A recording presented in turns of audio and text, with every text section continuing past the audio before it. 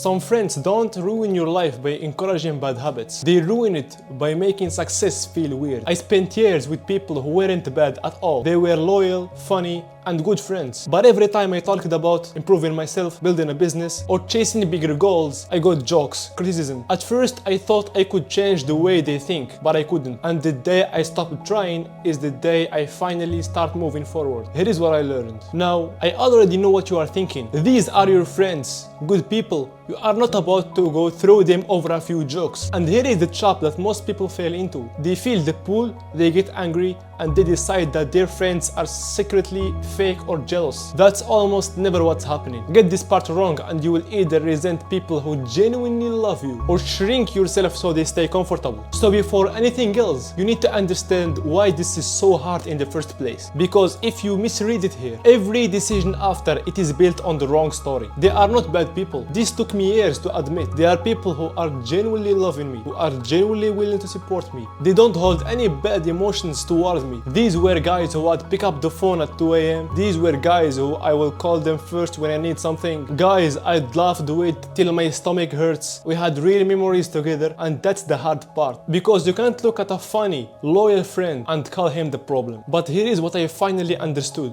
They didn't change. I did. My standards went up. The way I was thinking changed. My interests changed. The topics that I want to talk about, all of it changed. And when you change and they don't, the conversations that used to feel like home are not like that anymore. You have to understand nobody did something wrong. It's just we stop fitting. But here is where people get stuck. Because if you are waiting for someone to tell you don't start a business, you are waiting till forever. That's the dangerous part, because the punishment was never that loud. It's always had been quiet, almost all the time, disguised as a joke. And that's exactly why it slips past you and does the damage anyway. So let me show you what it actually sounds like. Because if you can't recognize it, you will keep absorbing it without even knowing why you went quiet. Nobody ever sat me down and told me, do not start a business, do not improve yourself, do not do a good thing, because it's obviously a bad advice. I would instantly know that this man's intentions are bad. It was always the same jokes. Business is not gonna save your life, brother. You are dreaming. Be realistic. Little jokes that almost felt silly, but it hides a tiny message underneath them. And after a while, that does something to you. You are going to be affected by these jokes, whether you like it or not, because you might say, I can't spend time with them, and close my ears and just laughing about those jokes and go do the thing anyway. It's not how it works, brother. It's not how it works.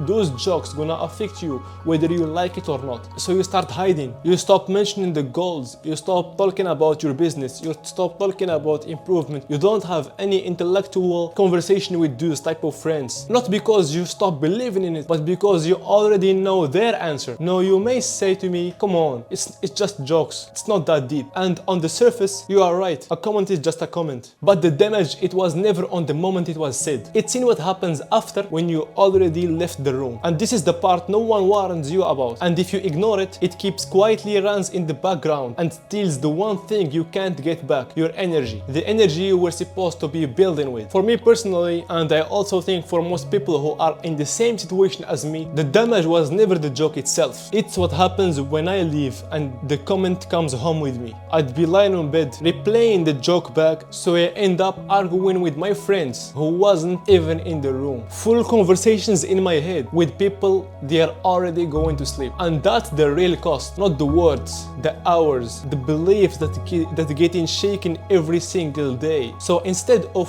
figuring out how to chase your goals, you start doubting your goals. You start thinking about your goals if they are realistic, and you waste hours doing that. That was the energy that I was supposed to build my business with. No, wait, before you run off and cut everyone who joked around with you, I need to stop you, because here is the mistake. You might be telling yourself that the problem is you get too serious, that you are too good for fun now. That's the wrong diagnosis, and if you believe it, you will cut everyone and get isolated for no reason. The real difference has nothing to do with serious versus fun. Let me show you what it actually is. And before you think this is me saying I'm too good for fun, I didn't. I still love, dump, pointless fun. Let me give you an example. I actually play Clash Royale with two groups of friends. Same exact game, but completely different feeling. With one group, it was alive. We'd talk strategies, test decks, and actually try to get better. With the other group, it was the same 5 jokes on repeat, just noise, dumb challenges without real output. And that's when I understood one of the most important things. It was never football versus business. It was never fun versus serious. It was curiosity versus negativity. One room made me sharper, made me want more to learn, even though it's just a game. The other one teaches me one thing: to laugh at the other 4 people. The topic doesn't matter. The energy behind it is everything. But here is the fear sitting under all of this. The one nobody says out loud. If I pull back from them, won't I just be alone? And yeah, I'm not gonna lie, you will feel alone for a while. That feeling is real, but it lies to you about why it's there. Misread it, and that loneliness will drag you again to the same group. This is the exact moment most people fail. So let me reframe it for you, because once you see the real cause, it stops having power over you. When I finally start pulling back, loneliness hits me hard. I was waking up, working on myself, go to the gym, having fun a little bit at the gym, going back home, working, maybe going to a coffee shop, and that's it. But then I realized something that changed everything. I wasn't lonely because nobody existed. There are people everywhere. I was lonely because I've outgrown one environment and I hadn't built actually a new one. You have to understand one thing. If you are going to quit your friends because you know deep down that these people are gonna pull you down, you have to deal with a phase which you are completely lonely. You don't have anyone. And after that, you will find some good friends, friends who support you, friends who believe in you, and that's where you will be so grateful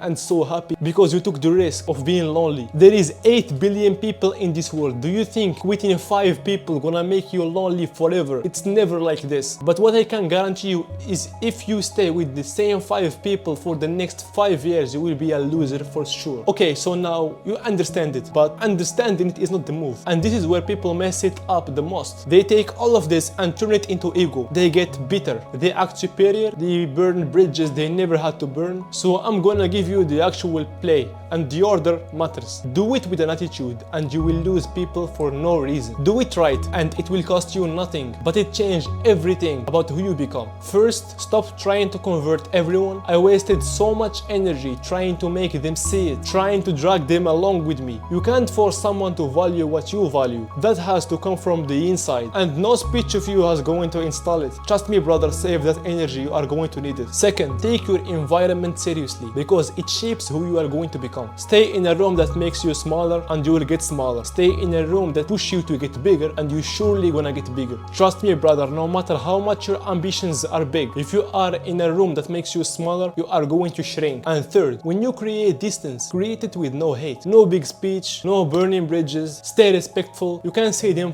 from time to time. For example, if you play football with them, you can still play football. If you actually have something in common with them, you can still spend a limited time with them. That's totally okay. Just stop going to them for validation and start investing your time where you are actually respected. That's it. No drama. You just quietly start walking towards people who get it. The people around you don't have to believe in your dream. But if spending your time with them make you believe in yourself less, that's when it's time to create distance.